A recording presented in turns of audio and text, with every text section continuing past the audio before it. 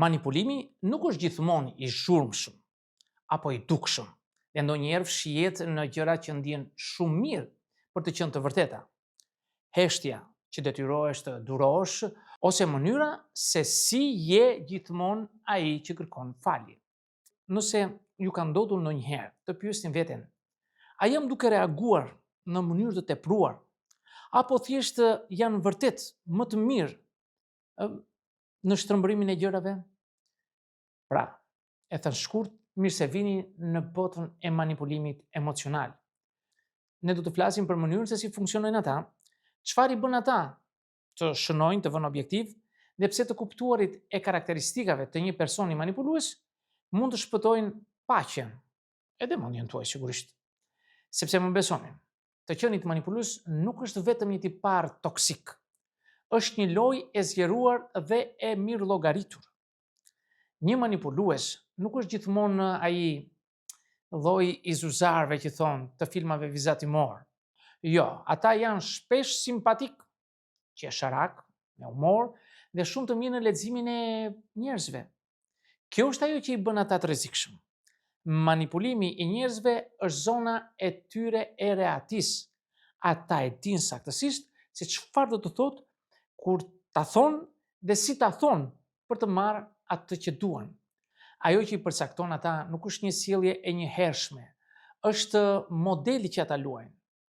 Luajnë një cikël të vazhdueshëm faji, të mohimit, të ndezjes të fajtorëve dhe fuqisë emocionale. Dhe në shumicën e rasteve ato janë aq të lëmuara sa që nuk i vini re derisa të jenë futur thellë dhe të kenë shkaktuar rëmuj. Tani që e dim se kush është një manipulues, le të flasim për anatominë e një manipuluesi. Tek anatomia e një manipuluesi unë do të rendis 10 karakteristikat e këtij personi.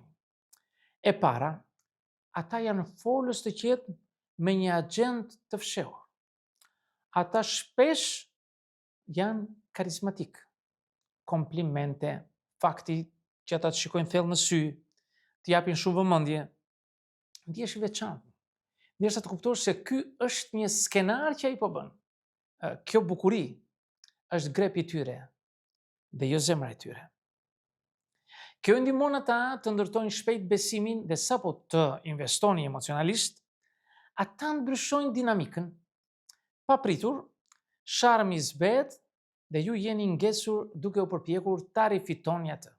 Kështu funksionon manipulimi i njerëzve. Ka të bëjë me kontrollin, jo lidhjen. E dyta, ata janë mjeshtër të lojës së fajësimit.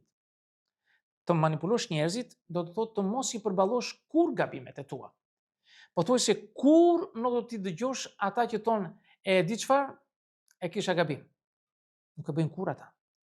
Nëse gjërat shkojnë në drejtimin e gabuar, kjo është për shkak se ju keni reaguar në mënyrë të tepruar, keq kuptuar ose keni bërë atë që nuk duhet të bënit. Manipuluesit janë profesionist në shtrëmbërimin e situatave, kështu që ju që përfundoni duke kërkuar falje, madje edhe për gabimet që ata kanë bërë. Një nga karakteristikat klasike të një personi manipulues është devijimi. Ata kur nuk do të marrin përgjegjësinë për veprimet e tyre dhe do t'ju bëjnë të ndjeni fajtor, dhe nëse i keni thirrur për këtë gjë. E treta, trajtimi i heshtur është arma e tyre e preferuar. Në vend që ta flasin atë, ata do t'ju shqetësojnë. Asnjë tekst, asnjë telefonat, asnjë mesazh dhe një pauzë e ftohtë, akull. Dhe kur më në fund ju pyesni se çfarë nuk shkon, asgjë. Trajtimi i heshtur është një nga armët e tyre më të fuqishme dhe për këtë arsye, atyre u pëlqen të shohin viktimën e tyre të përpëlitet. Do të filloni të fajsoni veten, të kërkoni vëmendjen e tyre dhe të lulëzoni ata se çfarë duan dhe çfarë nuk duan. E katërta, gjithçka ka të bëjë me mua. Ata do t'i dëgjojnë problemet tuaja, aq sa për të bërë gjithë bisedën për veten e tyre. Dëshirat e tyre, problemet e tyre, opinionet e tyre dhe dramat e tyre. Ata rrallë pyesin se si po kaloni. Përveç se nëse kjo i prek disi. Ky fokusim ekstrem tek vetja nuk është thjesht i bezdishëm. Është një nga shenjat delikate të qenit manipulues. Dhe me kalimin e kohës, do të vini re se nevojat dhe dëshirat tuaja u zhdukën dal nga ky ekuacion. E pesta, radari tyre i cënueshmërisë është gjithmonë i ndesur. Manipuluesit mund të nuasin cënueshmërinë emocionale nga 1 milje larg. Nëse je i sjellshëm, empatik dhe ndoshta pak i pasigurt për veten, ata e shohin si mundësi. Ata do t'ju mbulojnë me shumë vëmendje dhe vërtetim herët, pastaj do të fillojnë dhe do të manipulojnë besimin tuaj. Po pse bëjnë këtë? Sepse ata besojnë se njerëzit e pasigurt kontrollohen më lehtë. E gjashta, ata janë ekspert në gënjeshtër, mohime dhe amnezi të përshtatshme. Ata gënjejnë, por jo gjithmonë në mënyra të mëdha e dramatike. Shpesh janë gënjeshtër të vogla, të rëshqitshme, ose ato që mohojnë diçka që të dy dini se ka ndodhur. Kjo lloj ndezje, fajësie, ju bën të vini në dyshim kujtesën tuaj dhe përfundimisht ndjenjën tuaj të realitetit. Kur filloni të thoni ose mendoni gjëra të tilla si ndoshta po mendoj shumë, ose ndoshta kam dëgjuar gabim. Thjesht dijeni ka të ngjarë të keni të bëni me një manipulues. E shtata, ata në mënyrë delikate ju shkëputin nga të tjerët. Në fillim duket si dashuri. Unë të dua vetëm për veten time. Miqtë e tu nuk të kuptojnë vërtet. Por dal nga dal, bota juaj fillon dhe sfagulohet. Ju ndaloni të jeni së bashku me miqtë tuaj. Ju shmangni duke u thënë njerëzve gjëra të ndryshme. Kjo nuk është rastësi. Manipulimi i njerëzve shpesh përfshin izolimin e tyre, sepse sa më pak zëra të dëgjoni, aq më lehtë është të kontrolloni narrativën. E teta, ata maskojnë kontrollin si shqetësim. Kur bet fjalë për anatominë e një manipuluesi, nëse vëzhgoni me kujdes, do të shihni se ata do të marrin vendime për ju dhe do ta quajnë këtë ndihmë. Qoftë ajo që vishni, me kërrini, si e kaloni kohën tuaj të lirë, të gjitha monitorohen nën pretendimin e mbrojtjes. Unë thjesht kujdesem për ty dhe dua më të mirën tënde, do të thonë ata shpesh. Por nëse dashuria ndihet si mbikëqyrje, nuk është dashuri, është kontroll. Dhe është një nga karakteristikat më të qarta, por më të rrezikshme të një personi manipulues. E nënta, loja e tyre preferuar është të luajnë me mecin për të shmangur pasojat. Kur i kapni në flagrancë, pa pritmas, ata nuk kujtohet asgjë ose nuk e kuptuan. Ata luajnë pa ide, duke shpresuar se do t'i lini që të rrshqasin. Por mos u gënjeni, sepse kjo nuk është gjë tjetër veçse naivitet. Në fakt është një taktik shumë e planifikuar mirë. Pretendimi se nuk kupton i lejon ata të shmangrin përgjegjësinë, ndërkohë që ende manipulojnë situatën. Janë gjeni. Një lloj i tillë. Janë toksik. Absolutisht. E dhjeta, ata të bëjnë të dyshosh për veten.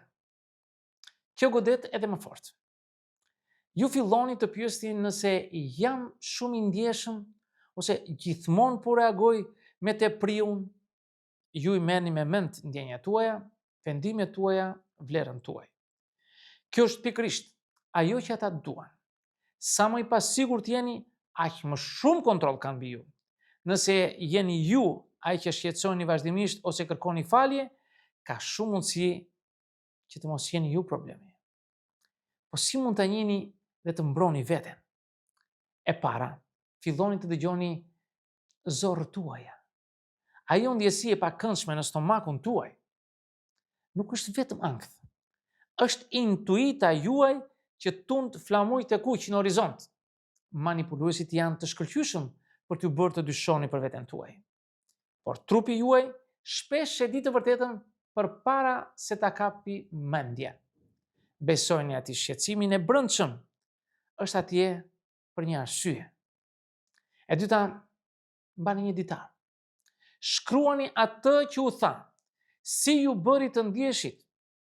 Me kalimin e kohës do të filloni të shihni një model, si për shembull se si përfundojnë gjithmonë duke kërkuar falje, ose si përpiqeni t'ju ndezi në çdo hap që bëni.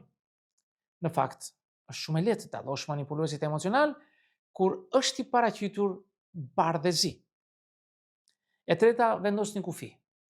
Tregojnë atyre se çfarë nuk është në rregull, si injorimi i teksteve tuaja ose pushtërimi jush para të tjerëve. Nëse ata ju respektojnë, ata do të përshtaten. Nëse ata shtyhen mbrapsht, ndjejnë fajin ose përsëritin të njëjtat sjellje, e thash edhe një herë, ky është një flamur i madh i kuq paralajmërues. Kufit i tregojnë se kush është i sigurt për ta mbajtur afër. E katërta, flisni me njerëz jashtë marrëdhënies. Manipuluesit lulëzojnë të izoluar.